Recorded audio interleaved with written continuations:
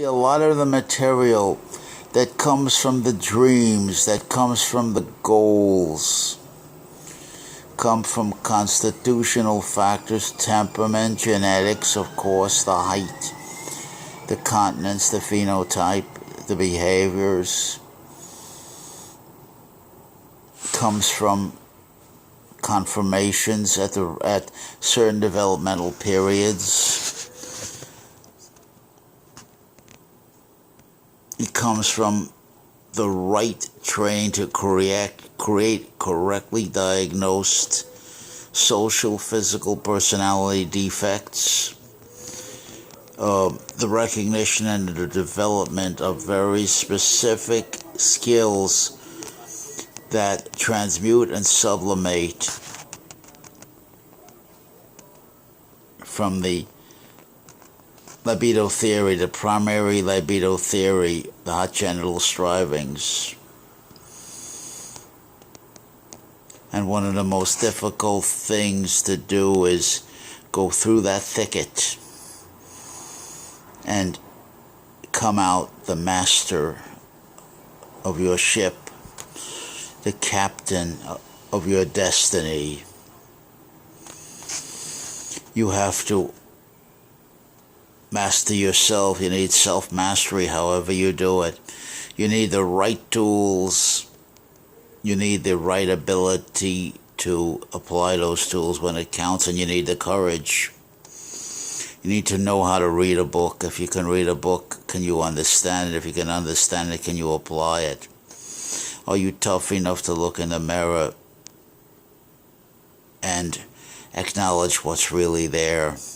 Do you know the difference between what's inside and what's outside? Do you know the difference?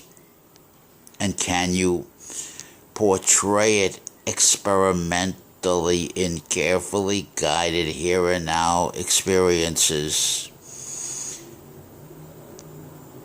And swing with the experience in the now, wherever it takes you. Stay with the honesty of that. Our whole purpose is to get rid of the phoniness, to identify, challenge, and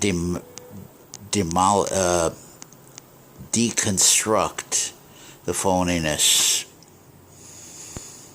That's how you go back to the past in a productive way.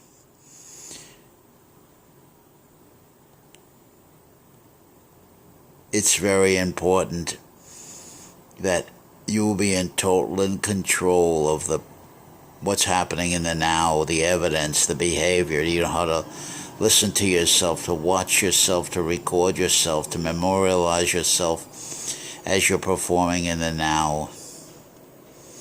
Do you know where you're vulnerable right here and right now? You can't do anything about something you don't know about. You have to ask yourself, where am I vulnerable here?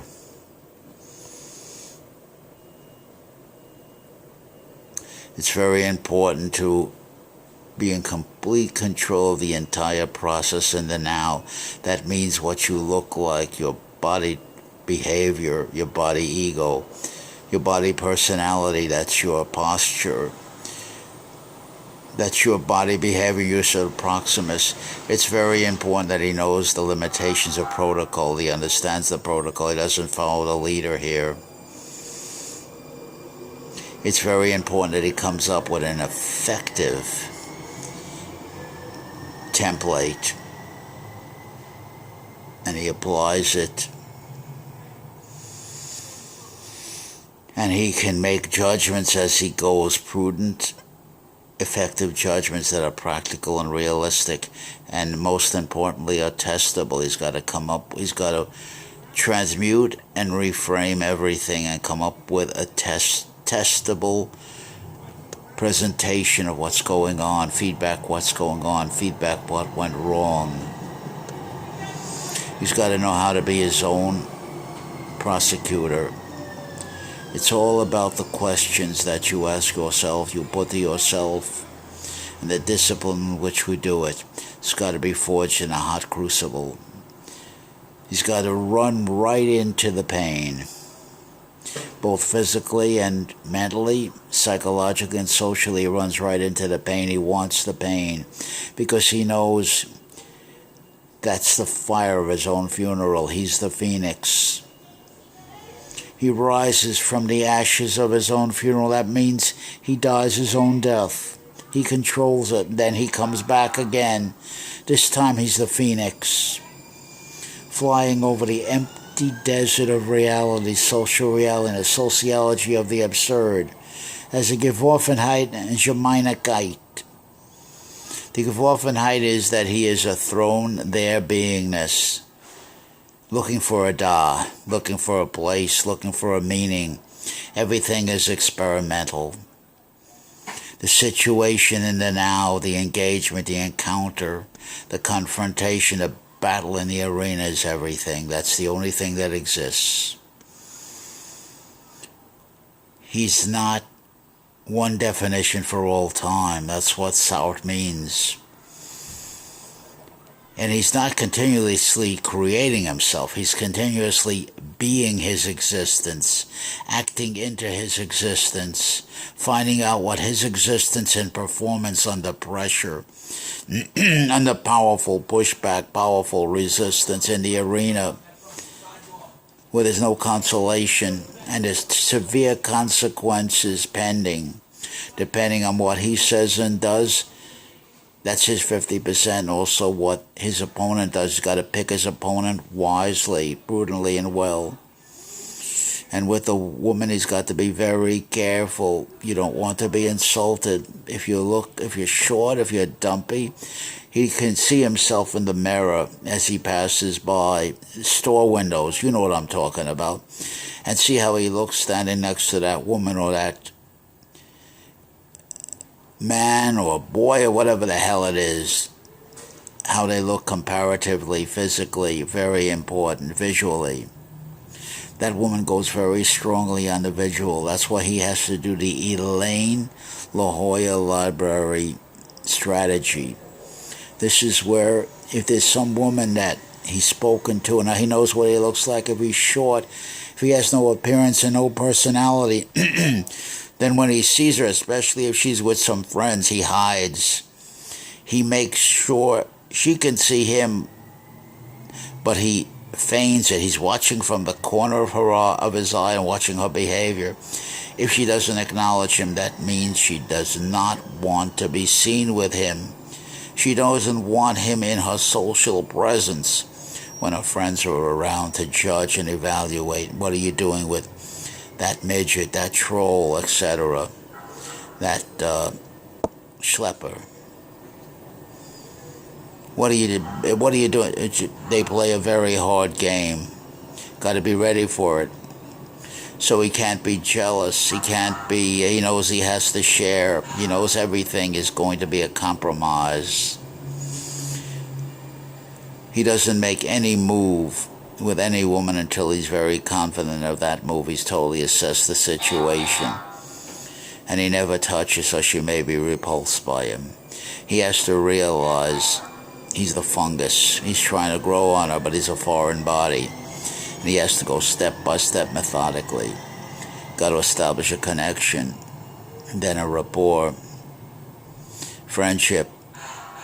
How may I be of service to you, ma'am? I'm a petitioner. I'm a solicitor. I'm a beggar at the social feast. Hot genital strivings will destroy this man. First, it has to be very agape, very sterile. She'll keep him on a very tight leash. She'll keep it very distancing. If you want to say professional. Sterile, absolutely. She won't give him anything. If he's looking for cues, if he's waiting for any cues before he acts, well, he'll never see it. It'll never happen. He's got to be courageous. He's got to act. But he's got to be smart. Sometimes, though, he's got to go for broke. If he gets a cue, even a slight cue, he's got to test it out and go for broke. In other words, he's got to be willing to lose everything to gamble. He's got to be a gambler. He's got to take some courageous chances. But you have to understand the sides and the consequences of those chances.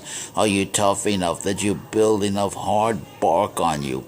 Are you not Did you de-embarrass and desensitize before you do this? Are you tough enough? Are you smart enough, practically speaking? Can you run the race of attrition? Do you have the stamina, endurance, and toughness to keep on keeping on? To want and plow through the negative, no matter how rough it is, and want more. Give me more because I'm toughening up, I'm learning. And this is what is a victory for him. So he can win in every situation with this attitude, even though he doesn't get the hot genital strivings confirmed or gratified. He doesn't look around, he doesn't look over his shoulder and see how the other guy's doing compared to him. He doesn't care about that. He's only concerned about himself.